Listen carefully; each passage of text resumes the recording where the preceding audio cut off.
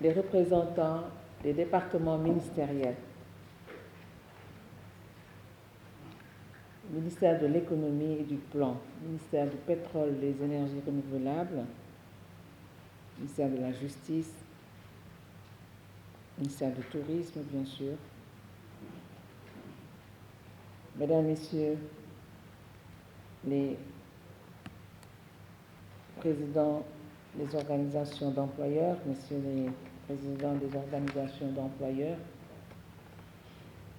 Mesdames, Messieurs les secrétaires généraux de centrales syndicales de travailleurs, Mesdames, Messieurs les membres du Haut Conseil du dialogue social, Mesdames, Messieurs les représentants des institutions et organisations partenaires, Mesdames et Messieurs les représentants des entreprises partenaires également, Messieurs les membres du secrétariat exécutif du Haut Conseil du dialogue social, honorables invités, Messieurs les représentants des organes de presse, je voudrais véritablement vous remercier tous pour avoir accepté de nous accorder de votre temps si précieux en venant rehausser par votre présence cet atelier de vulgarisation du guide sur les bonnes pratiques du dialogue social au Sénégal. Les contextes de crise ont cette particularité de nous inciter à opérer des changements que nous n'aurions pas envisagés dans des moments autres que ceux imposés par la nécessité. C'est dans une telle situation que, subissant les conséquences néfastes des politiques d'ajustement structurel consécutives à la crise économique des années 80 et 90, les mandants tripartites nationaux ont jugé opportun de changer de paradigme dans le cadre de leurs relations tripartites. C'est ainsi que, faisant leur cette citation de Albert Einstein, je cite, « Au milieu de toute crise se trouve une grande opportunité ». Et cette assertion d'ailleurs est de mise avec la Covid, cette période de Covid que nous vivons. Le gouvernement, les centrales syndicales de travailleurs et les confédérations d'employeurs ont décidé de changer de paradigme en passant de la logique de confrontation à celle de concertation, de dialogue et de négociation. C'est dans cet élan qu'ils signèrent la Charte nationale sur le dialogue social le 22 novembre 2002, avant de s'investir dans la matérialisation des engagements qu'elle renferme en mettant en place le 1er juillet 2003 le Comité national du dialogue social, CNDS. Depuis lors, l'eau a coulé sous les ponts et les mandants tripartites ont rivalisé d'ardeur dans la promotion du dialogue social en ayant recours à toutes les variantes du dialogue social que sont l'échange d'informations, la concertation, la consultation et la forme la plus achevée que constitue la négociation collective. Et je voudrais à ce stade rendre un hommage à un homme, Monsieur le Président Youssouf Ouad, et je prie l'assistance de prier pour qu'il soit longtemps parmi nous, parce qu'il fut le président du CNDS. Tout en évitant de déflorer les bonnes pratiques que nous avons choisi d'aborder dans le guide, je relèverai néanmoins deux conditions qui ont été déterminantes dans l'atteinte de résultats probants. D'une part, il s'agit de l'attachement des mandants tripartites nationaux à l'approfondissement de la démocratie sociale dans le souci de rationaliser et de parfaire les processus de négociation.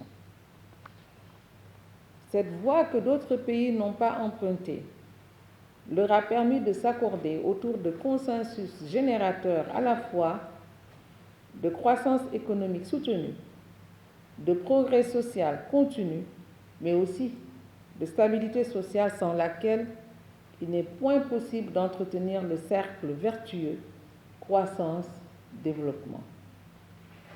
En la matière, les partenaires sociaux du secteur pétrolier ont été les premiers précurseurs avec le pacte social qu'ils ont signé en 2008, avant que le gouvernement, les centrales syndicales de travailleurs et les organisations d'employeurs ne prirent l'option de prémunir notre pays contre les grèves générales avec le pacte national de stabilité sociale et d'émergence économique, le PNSSE.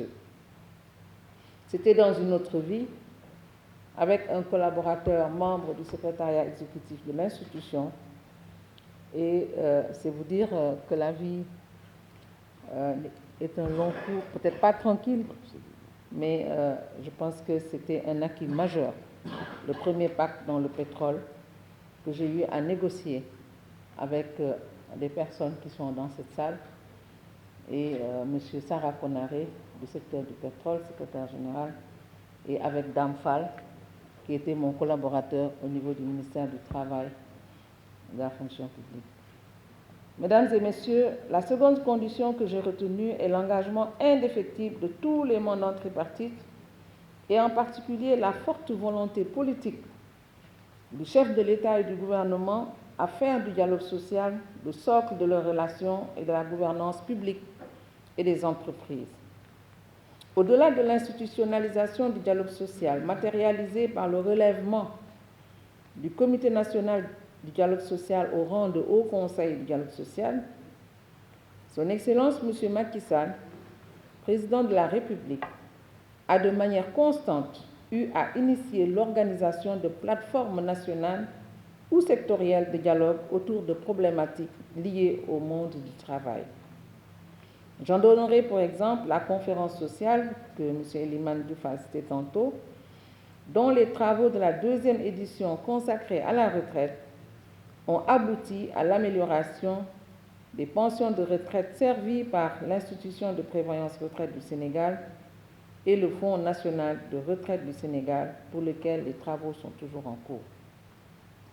Aujourd'hui encore, en 2022, 20 ans après l'adoption de la Charte nationale sur le dialogue social, les situations de crise qui se succèdent dans une imprévisibilité déconcertante doivent plus que jamais conforter les mandants tripartites dans leur option de faire du dialogue social l'instrument de résilience et de riposte, mais aussi l'outil de création soutenue et répartition équitable des richesses générées par notre économie. En effet, après la pandémie de la Covid-19 et ses effets désastreux sur les entreprises, voilà que ces dernières, le gouvernement ainsi que les travailleurs sont fortement éprouvés par le surenchérissement des prix des intrants et des denrées causés par la crise en Ukraine.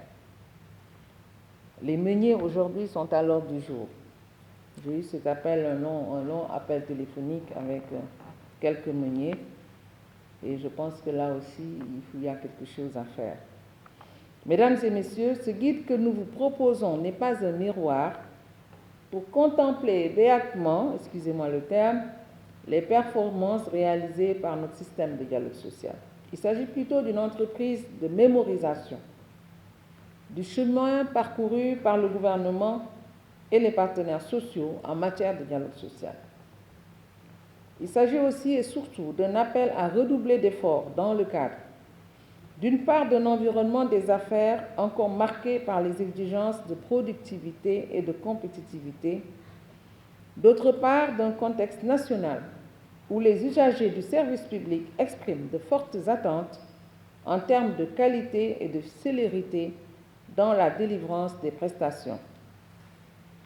À cet effet, l'exécution du plan national de renforcement du dialogue social constitue une occasion à saisir après son élaboration dans une approche participative. Sa mise en œuvre dans les mêmes conditions nous vaudra certainement d'autres motifs de satisfaction dans un avenir proche. À ce stade de mon propos, je voudrais remercier chaleureusement l'équipe d'appui technique au travail décent Bureau Pays Dakar pour le soutien constant à l'endroit de notre institution qui s'est encore manifesté par sa contribution à l'élaboration, à l'édition et à l'impression du guide sur les bonnes pratiques du dialogue social au Sénégal.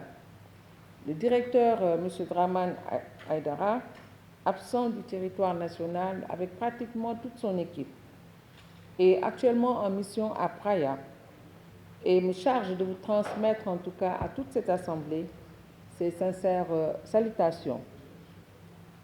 Ils n'ont pas pu être représentés parce que toute l'équipe est à Praia pour justement arriver, parce que le bureau de Dakar est compétent pour la Guinée-Bissau et Praia. Je voudrais également remercier très profondément tous les représentants des départements ministériels ici présents et les prier de transmettre à leurs ministres respectifs l'expression de ma profonde gratitude pour la confiance. Le partenariat avec le Haut Conseil est un partenariat dynamique et il est fondé sur la confiance à l'endroit de notre modeste institution.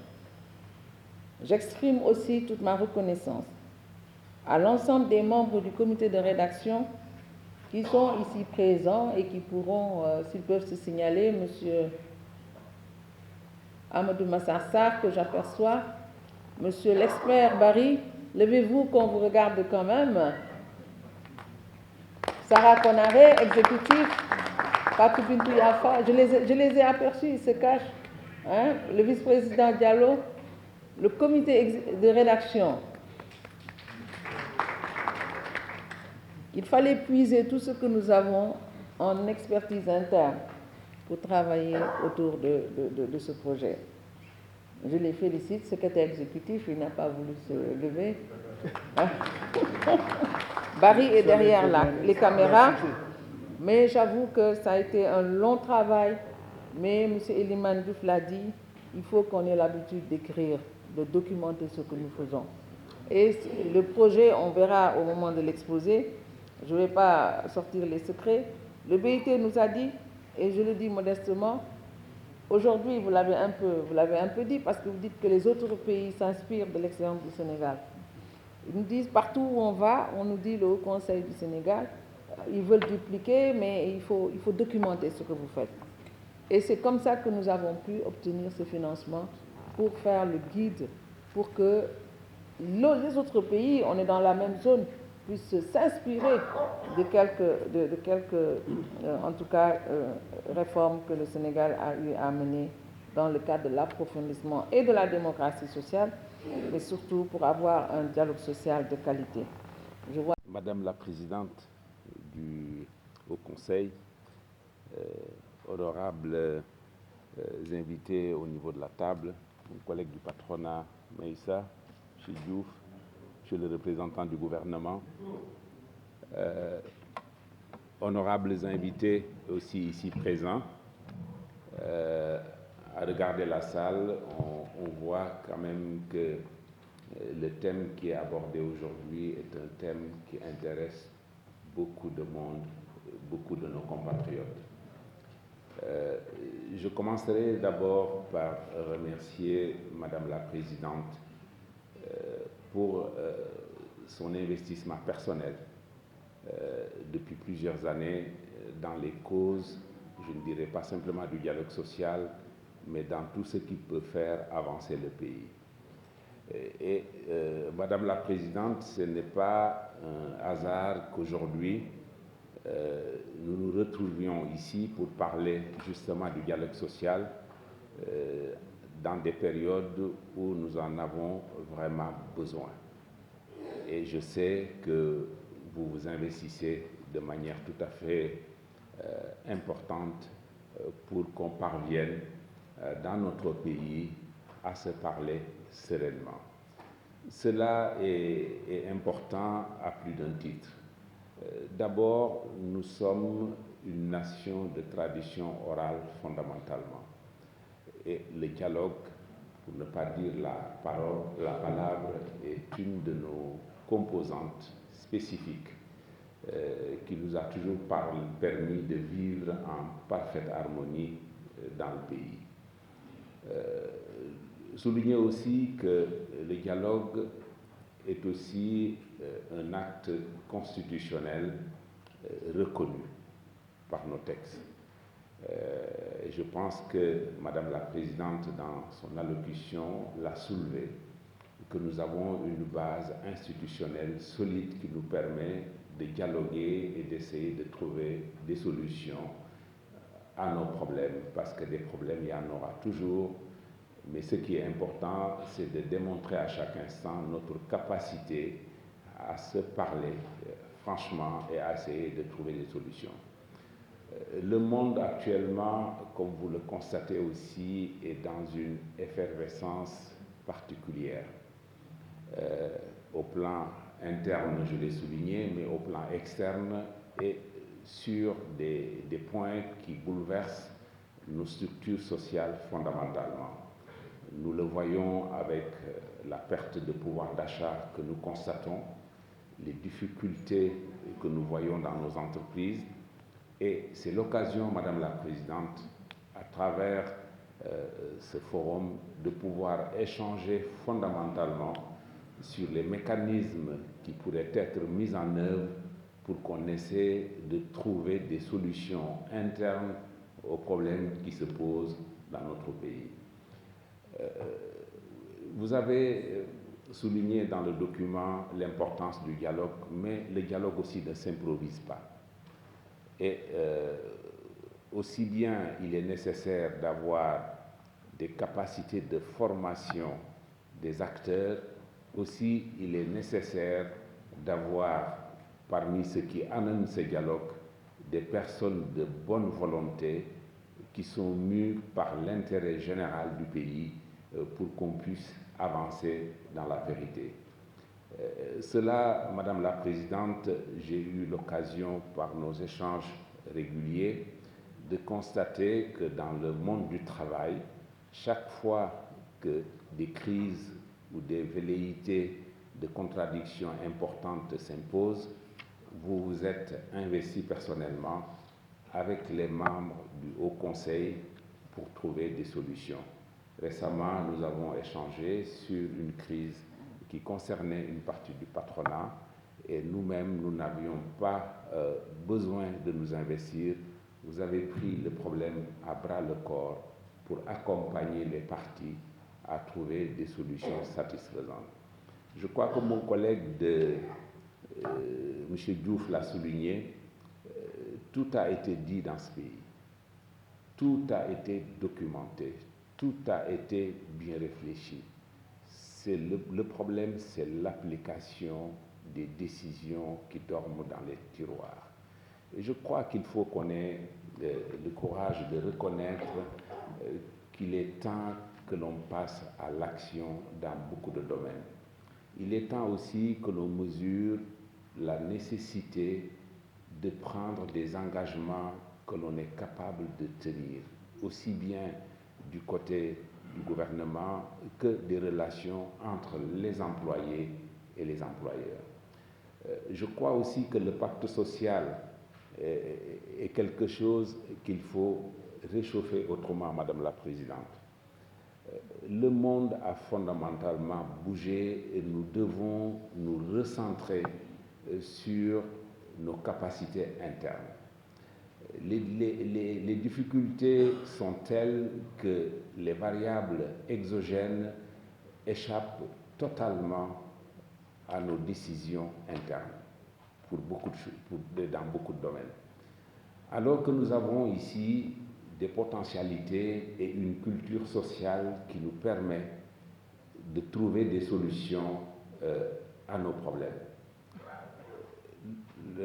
La grosse difficulté, comme je l'ai dit tout à l'heure et comme l'a souligné M.